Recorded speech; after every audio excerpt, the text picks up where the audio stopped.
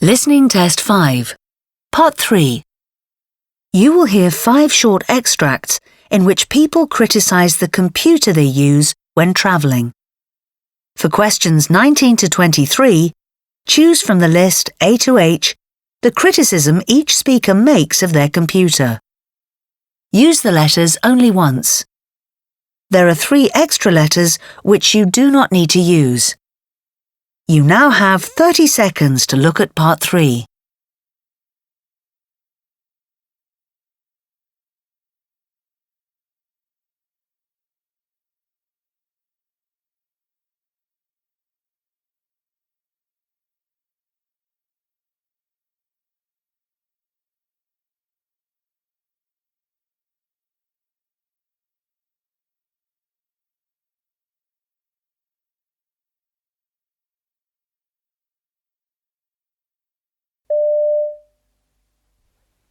Speaker 1.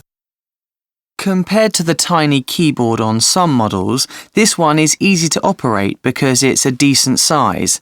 That, though, is not true of the monitor, and I often find myself having to reduce the size of text to the point where it's hard to make out if I want the whole document visible at the same time. On the other hand, its dimensions mean it fits easily into a travel bag, and weight isn't a problem either. One final point.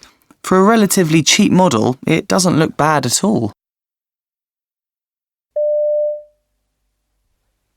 Speaker 2.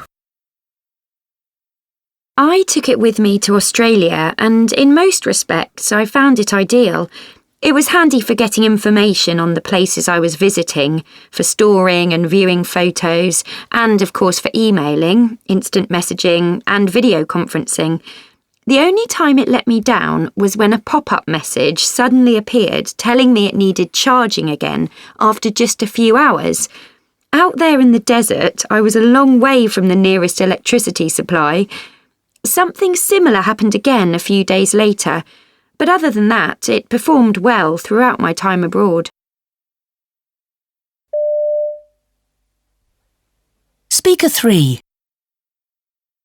In many ways, it's a great little machine, with pluses that include its appearance, its small but well-designed keyboard, its weight at just under a kilo, and also the size of the screen, which is 30 centimetres. The device is more than adequate for visual applications, but the same can't be said for musical or speech functions, most likely on account of the tiny speakers. Apart from that, I'm very happy with it, and I'd recommend it to anyone who needs to stay online and in touch while travelling. Speaker 4. I soon got used to the virtual keyboard, and in fact I now prefer it to the traditional kind. I've also adapted to the smaller screen size on this one, and found a way of ensuring the sound quality is always high. My only complaint is that there's no simple way of plugging in things like printers, though of course, wherever possible, I avoid making hard copies for the sake of the environment.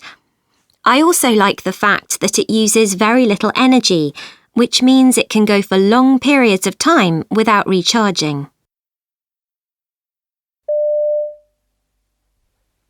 Speaker 5.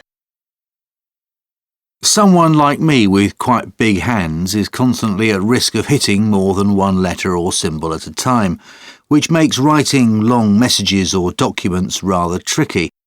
Reading them, though, is fine, and there's no problem running lots of applications because it's such a powerful little device. Another advantage is that music sounds excellent when played through the speakers, unlike on other small laptops or on tablets.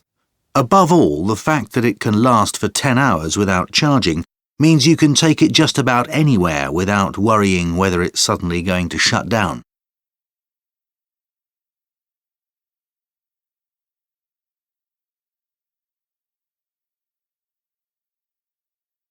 That is the end of Part 3.